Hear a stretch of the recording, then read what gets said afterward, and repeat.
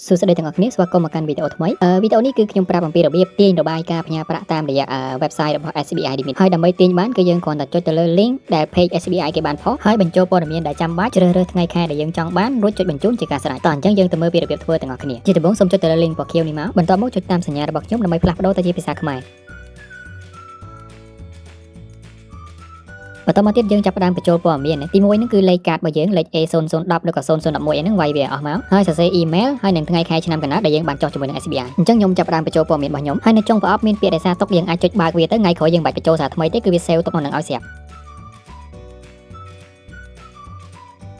បន្ទាប់ពីបញ្ចូលព័ត៌មានត្រឹមត្រូវរួចរាល់អស់ហើយយើងផ្ទៀងផ្ទាត់វាឡើងវិញមកបើអូខេហើយយើងអស់ចុះក្រោមចុចទៅលើពាក្យថាលុបចូល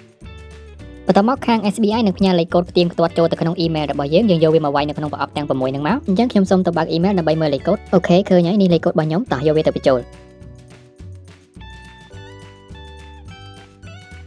បន្តមកទៀតសូមចុចសញ្ញាគ្រីសប្រសិនបើព័ត៌មានដែលបង្ហាញគឺពិតជាត្រឹមត្រូវតាមការស្នាក់នៅរបស់យើងអស់ហើយរួចអូសចុះមកក្រោម